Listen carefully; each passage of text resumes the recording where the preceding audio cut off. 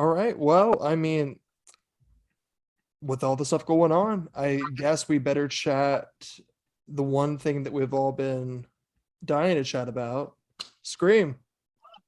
You had a chance to check out Scream, didn't Yeah, of course, I wouldn't miss it. you? Yeah. First day.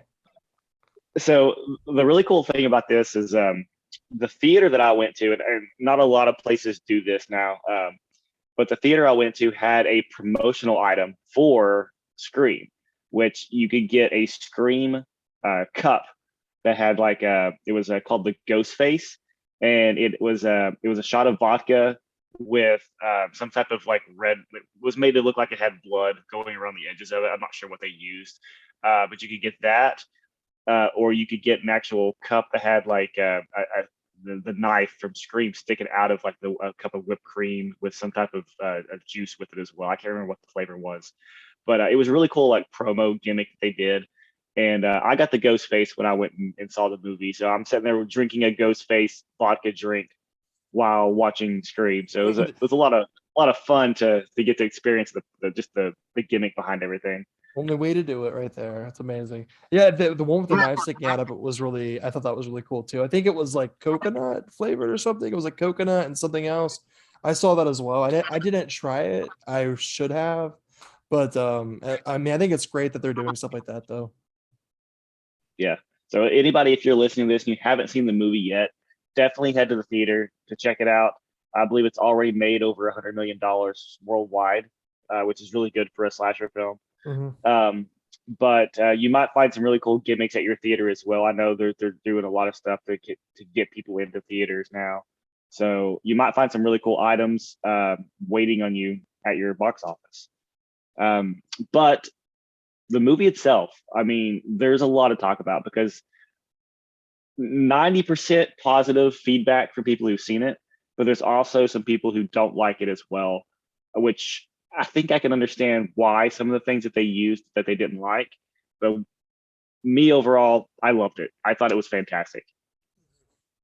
Well, it's hard to touch the original one, obviously, and as they've tried doing it with two, three, four, now five, I feel like it's harder to reinvent the series that already kind of reinvented the slasher because we had all those original slashers come out and then it kind of like parodied it, the original Scream did, and then now they're trying to find new and inventive ways of doing that over. So I think that a lot of people find, I don't know what you've heard, but I know a lot of people that I always read always has a problem with the ghost face, the aspect of ghost face and who it is and how they, we don't want to spoil anything in terms of the newest one, but it only can be done so many times. Like Ghostface can only be reinvented over and over with different people. And as we learn who Ghostface is each installment, I think that it becomes harder for people to buy into the fact that Ghostface is who, the film has them be. Or Yeah. they. And I will say this, if you haven't watched Scream yet, stop listening to the podcast, go watch the movie first, then come back because I'm going to spoil the shit out of this. So, Yeah, it's hard uh, not to. yeah, you have to because the whole movie is built around figuring out who the killer is. And so, I mean, we can't really do a good review without spoiling that. So, uh, we're going to spoil it. So, um, so this Fast one, forward. Scream 2022 starts off with a brand new cast. They have a new group of people who are now being terrorized by Ghostface, and they call upon the past people who've been terrified to come back to help them figure out who the killer is, which being Dewey, Gail, and Sydney, all who have returned in every single Scream incarnation to help them and kind of pass the torch. I would guess, but not really passing the torch. If that makes sense. Um, so we are led to kind of figure out who Ghostface is and why are they killing the people that they're killing in this film. This one actually relates back to the very first movie. So almost everything that happens is because of the first Scream film. And it's a sequel because they kind of make it say that all the stuff that happened in Scream 2, Scream 3, and Scream 4 did really happen. They didn't bypass them like most movies do. So that was really cool as well. They considered every single incarnation of the franchise in it, but everything does relate back to that very first film or the incidents in the first film. Yeah, and this is directed, of course, by Radio Silence. It did Southbound and some other really good like horror films. And I was kind of skeptical, I have to admit, on them directing this. So when it came out, I was, ready to see what they would do, and I think they really knocked it out of the park in terms of directing. The Yeah, I want to talk about Dewey, especially because I think that we're so used to Dewey from the first four that we think he's going to be, and like in the same position. But of course, we know that Dewey, of course, is no longer a cop or no longer a sheriff anymore. And I think that that was something that whenever I first saw, I was like, man, this is just really, they're not doing Dewey's character justice. And whenever so I get to talk to him a little bit, and once like he goes through the film a little bit longer, we kind of like see Dewey come back out a little bit because he's doing what he loves doing. And I think that that was purposefully done, that we see Dewey kind of like washed up more so. And then as he gets re-inspiration from, all the murders happening, then that's whenever you see the old Dewey come back out, which I thought was nice. yeah. I think it was played very well. He's always had issues with Gil. Like anytime that they've been separated in the films, he always had that kind of like depressed mode of Dewey, and I think he played it really well in this film. You could definitely tell that he was going through some painful stuff. Of course, the they mentioned that in the movie itself as well. They talk about him having split up with Gail, being an alcoholic now, and it's really taken a toll on him. I kind of knew based off the trailer, I knew that that dude was going to die. So I kept looking for it the entire time. And I kind of pinpointed it too in the trailer that in the hospital scene, it was going to be Dewey.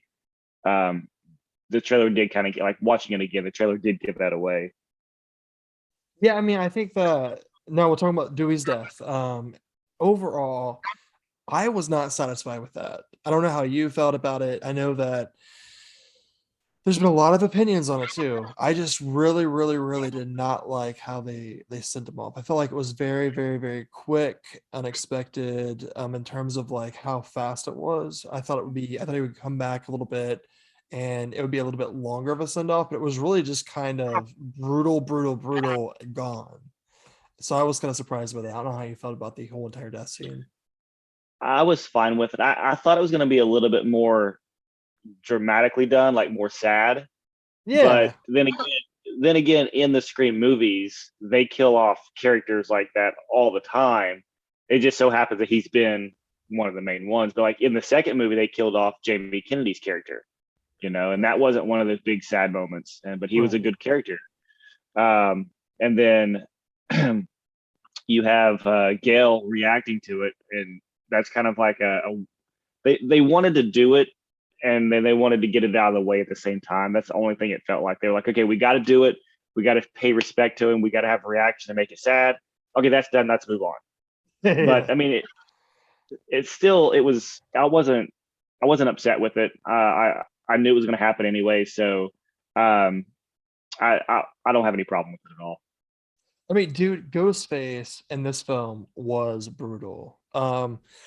Something about him seemed very, very, very different. From the first, second, third. There was like goofy moments to Ghostface, less brutal moments. Of course, the very first film had a lot of brutal moments of Ghostface, but for some reason, this one seemed a little bit different. And I mean, as they even talked in the film, how I think Dewey called and said this one seems different this time. And I think that a lot of that came from the fact that this Ghostface was a lot more. Of course, Ghostface is always ruthless, but this incarnation of Ghostface was incredibly like brutal and ruthless because every single killing was done almost like psychopathically, like wild, like it was insane, which I think it was fun in terms of like the gore and like the slasher aspect of it. But I think that the Ghostface itself was exactly what people were kind of hoping for in a way. I kind of liked how brutal he was this time. It's something that you would come to expect of Ghostface, and of course, always pushing the boundary of Ghostface. And I think that this one was done differently and actually like beautifully in a way. Yeah, I agree. I thought the death scenes were all done well. Some of them were a little odd because if you notice, I can't think. Please forgive me, people. I'm awful with character names, especially if I've only seen the movie once. But the Meeks brother and sister, the two brother and sister there, um, the guy gets attacked outside of that party, and he's wearing like the sports jacket and everything. Um, he's running from Ghostface, and Ghostface stabs him like 4 or 5 times, and then a car pulls up and scares Ghostface away. And I was like, oh well, he's it doesn't matter. This guy's gonna find the body. But then at the end of the movie, you find out that that character survived. It's like Yeah. what? He Right. just he just pulled a Dewey. Like that's how Dewey survives in every single movie. Yeah, right, So right. and then Gail gets shot. And then at the end of the movie, she acts like nothing happened. She's like sitting there at the ambulance, like, "Hey, I'm injured, but I'm good." Like, Yeah, oh yeah. It was like incredibly like feminist of her. She was just like, bring it on. Of course, Sydney being that way too. Sydney and Gail tag teaming at the end. It was great. We loved that yeah. part. Um, with the scene of Dewey in the hospital, I pinpointed the exact moment that I knew who the killer was. And if you go back and watch it, there's a moment where they hit the killer, and the killer gets knocked out against the lockers or whatever that little section is, Yeah. and Dewey takes everybody to the elevator, and the boyfriend Richie is, I think he had just been attacked by Ghostface or something. So he's kind of like limping, and he's like wanting to get out of there. He's like, come on, guys, let's get out of the elevator." And That got me. Dewey's like, "Wait, I'm gonna go back and kill the killer." And whenever he says that, Richie like gives this weird look, like, "Oh shit, uh, no, come on, her, we got to go. There's no reason to do that." Mhm. And at that moment, I was like, "He's a killer," because there's no reason why he would not want Dewey to finish the job, unless he was the True. killer. True. But now you can mention that. That's again, why would Dewey go back? I mean, because they were literally to safety. Obviously, he had absolutely no, I think he didn't have any weapons on him really. He had like a gun that obviously was gonna be taken from him. It was very, very obvious. And we all know Ghostface with guns, how it goes at the beginning. So it was very obvious, what was going to happen next at that point. And I really don't know if I buy into that character decision from Dewey. I just feel like that was a little bit cheap of the writer to do. I don't think so, because You know Dewey's what? always been the one to go into the action. He's always been the one. Like, if you remember, in the first movie, Dewey goes into the house to find the killer. He sends Gale to the van, and he goes into the house looking for the killer. Like, he goes right toward him. True. Um, I mean, maybe he was thinking if he walked back in there, that obviously he's been trying to face Ghostface in every single incarnation of Ghostface. Every time there's another murder spree that happens, Dewey is right there. So maybe he was thinking he's been through this what 4 or 5 times now. This is the fifth time, and he was just trying to do what he knew best. But I don't know. I think if he'd have lived through it, I'd have been fine. I just think it was just where it was his death scene. I don't know. Something really just didn't sit right. yeah, but Bring Dewey something back. else too. Dewey should have came back at the end. That's the thing. Well, at the end of the movie, I kept waiting for something else to happen.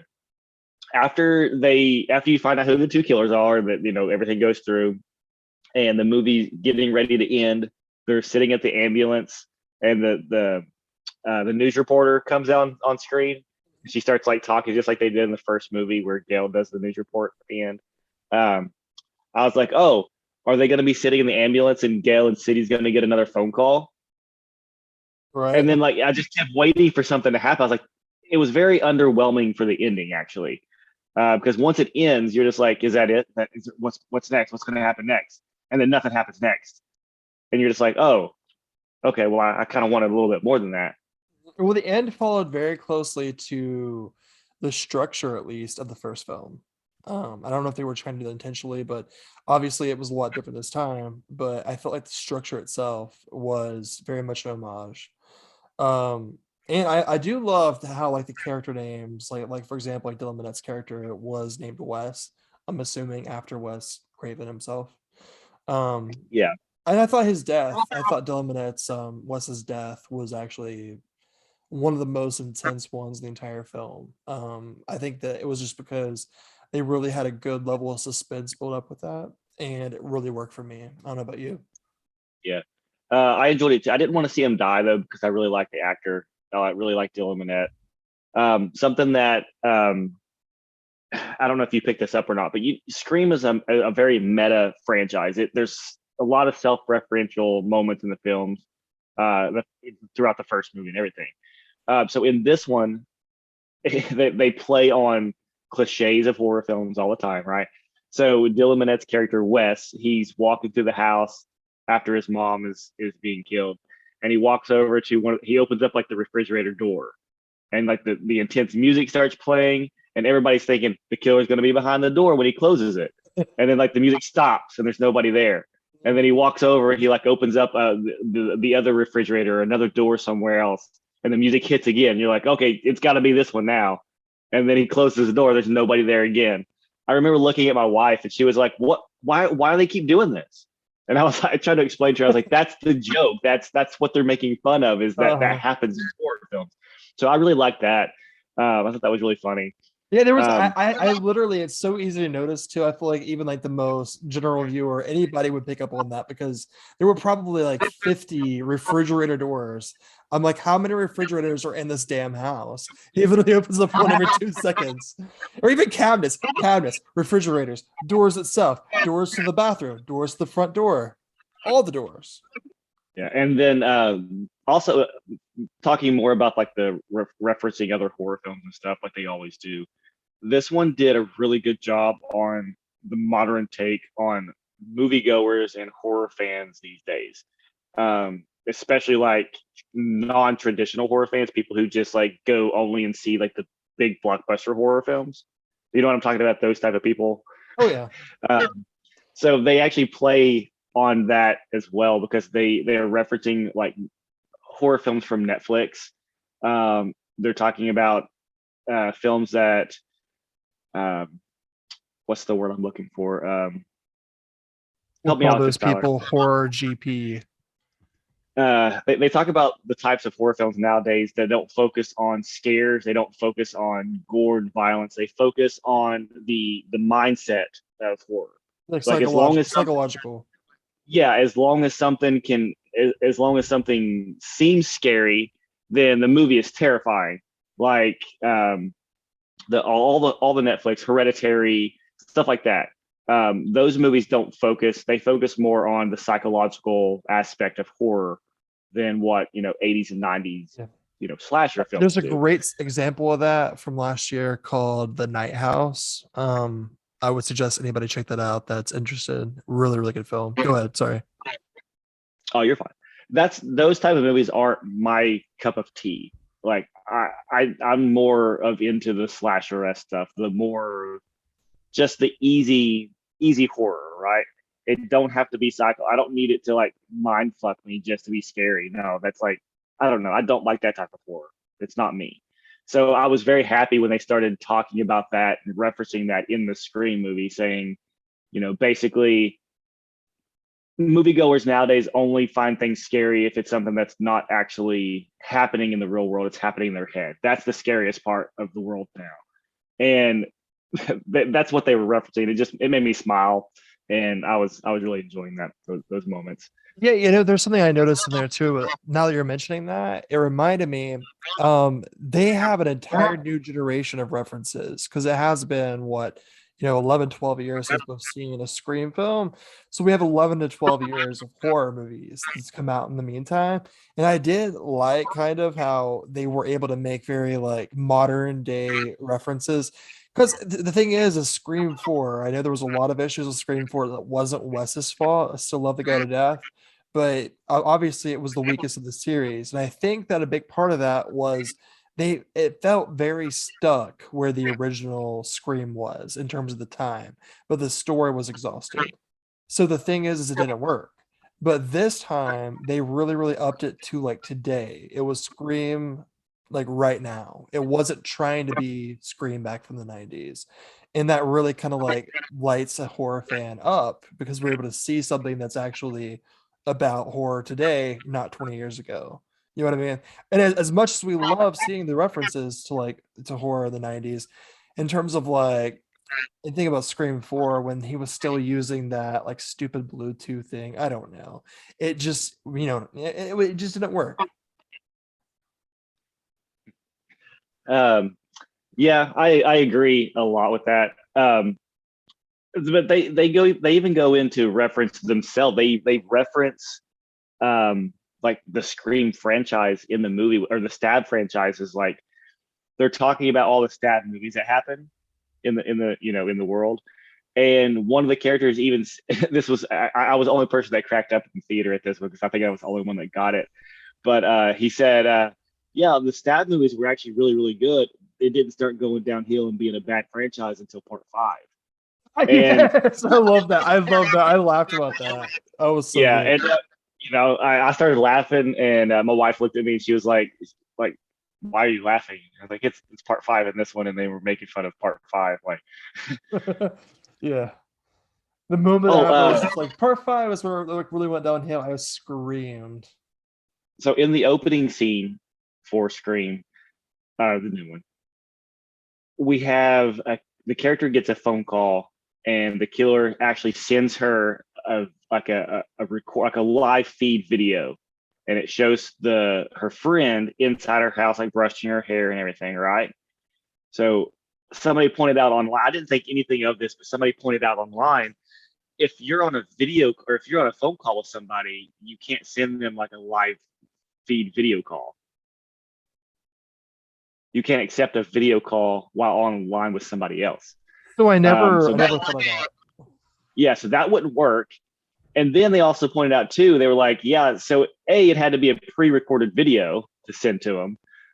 But if that was technically a live, finger quotes, if that was a live feed that she was watching, then how would the killer be outside her friend's house videoing her within a matter of seconds of attacking her at her house? Exactly.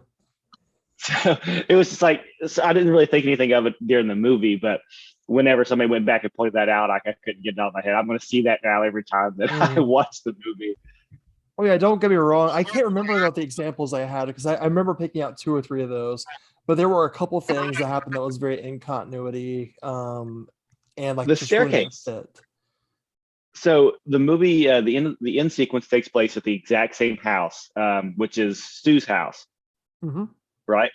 So in this one, they go to they always send somebody to like go get more beer, and they send them into the basement to get more beer, just like they did in the or in the.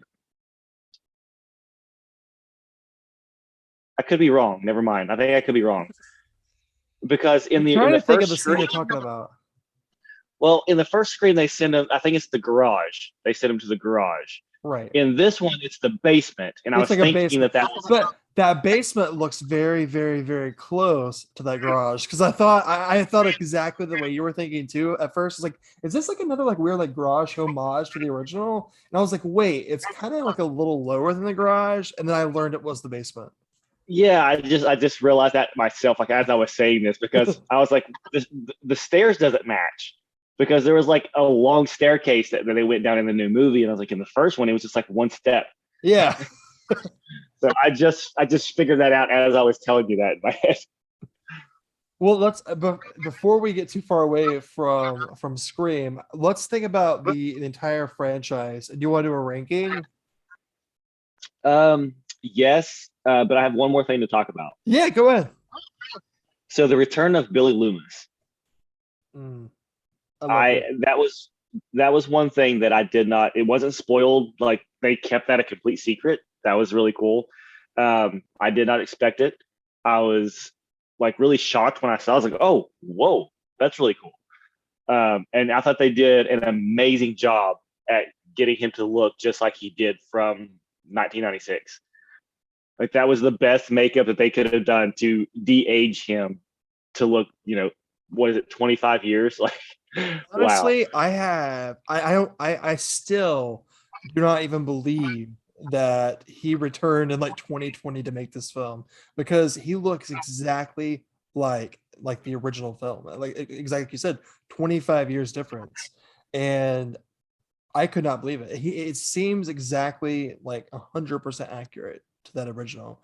And for I mean, obviously, hopefully everybody's seen this. I don't want to again spoiler alert, but Ah, fuck him. obviously, like the visions that she's getting, and I think that that would be the perfect way to describe because obviously Billy Loomis was a very like sick, twisted person in the original. So coming back in this one, I loved it. I thought everything about it was great. Yeah. And I do want to say something because I've actually had several people ask me or have a problem with this part. They were like, yeah, it was really weird that he came back and he's kind of being the good guy in this one. Yeah, I it was like, turned like a well, sympathetic villain. It's very sympathetic now. yeah, but I was like, no, because that's technically not him. Like his daughter is the one who's having the visions and she's wanting herself to be good. So that's, I mean, it's not Billy Loomis himself actually telling her these things. It's in her own head. It's what she is wanting him to be. She wanted him to be a good person. She didn't want him to be a killer. So this Right. is all projected from herself. So that, well, you have to look at it as an aspect of her vision, not actually a ghost of Billy telling her what to do or how to be. I mean, I could see that because obviously, like there was different moments throughout where she would almost like ask for advice. Like, I mean, it was very like advice driven. So if you think about her dad, the way that she would have seen him, obviously you would want to look at your dad for like a piece of advice. So it's like what I think it was like what she would want his intention to have been, like as as he was performing the killings originally. So I could get that. I'm on board with that. And I thought that it was the best way to reincorporate Skeet Ulrich's character back in.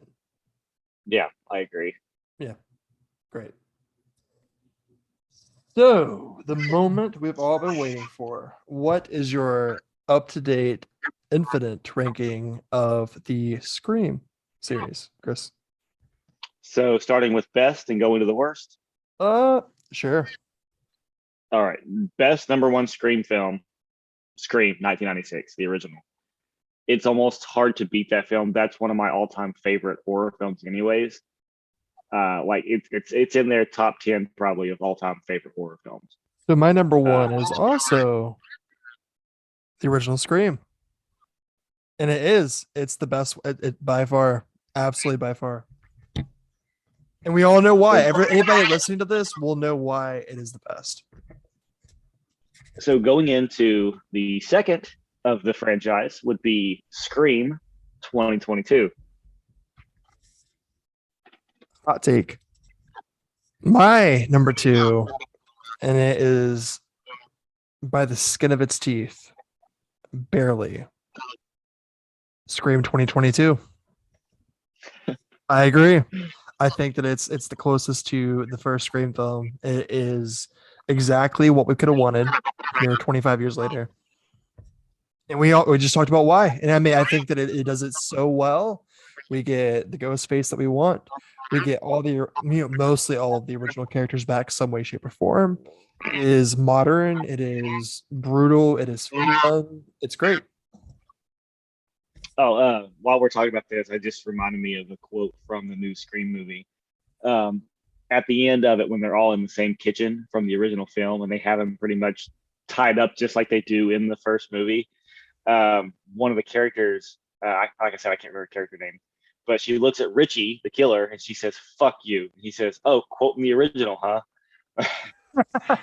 Yes. Love that. Thought that was good. Uh-huh. But we're moving on to the third of the franchise, and that's going to be Scream 2.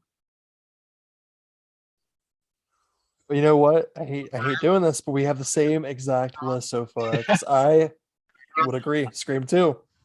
I feel like it's going to be the same all the way through. It might be. Um, we got to move up to the next one and to go with Scream 3. It is. It's name list. Yep. Scream 3, and then the number 5 is Scream 4 for all the right reasons. Scream 2 falls right in the middle for me because it's obviously a lot more fun to me than Scream 3 was. I thought it was more well shot. I thought it had more redeeming qualities about it. And in that, I mean, hell, that opening 10 minutes of Scream 2 just did it all for me. In the movie theater, that scene, I love it so much. That's one of my favorite. If that was like probably my favorite scene of that like entire like 5-10 year period that came out. It's just so well done. But something with Scream 4 that I absolutely hate is the opening scene is more of like a pure on comedy. It's a spoof. And the Scream franchise is not a spoof, it's a satire. And there's a big line between satire and spoof. And they jumped that line completely, and they were parodying themselves with the opening having like 3 or 4 different opening scenes being movies within a movie within a movie. And I did not like that. And you have a scene with Anthony Anderson, who gets stabbed in the head, and then he continues to walk forward, trying to punch them in the face by like saying some goofy lines like, "Where are you? Come here. Where are you?" And I cannot deal with that. I mean, the rest of the movie isn't awful. Like I actually like a lot of the movie, but it Ooh, I seems don't know like if I can that. agree with that. I don't know if I can agree at all with that. I thought the film was, and it's just so ugly. It's just such an ugly made film. There's nothing like stylish or well done about it, in my opinion. I mean, I will give you the benefit of the doubt. I think it has fun scenes, especially like the kills, like the ghost face kills. All of them are great. That's great. But any of the actual story and substantive part of Scream 4, it just really was not working. And the guys from the what was it, the guys from the film, the film club, I forgot the characters names, but they were so annoying, just horribly annoying. Yeah, like there's a lot of stuff I like. Like most of the stuff that I like about it is with Sydney, Gale, and Dewey. Like if they weren't in Scream 4, then I would not like anything about it at all, probably. Yeah, and even their characters were written in a way that didn't really seem genuine to their own characters. It felt very still. Like, I mean, again, and it's really weird because Kevin Williamson wrote Scream 4. I know they had a lot of issues with the studio, apparently, throughout filming, and a lot of like issues with time. So I don't know if that had something to do with it, but it's very rare you would think that Kevin Williamson would have wrote a script for Wes Craven, which is the original creator of Scream, with Williamson would actually make a film like this. It had every single thing it needed going for it. It had all the cast, it had the story itself, it had all the original like directors, all the original producers, studio, everything, but it just did not work at all. But I mean, I think that the newest one, like we just said, I mean, that stands so close to the original, as close as you could get. It's right up there with two and probably a little bit better. Yeah, yeah, I 100% agree. They nailed it.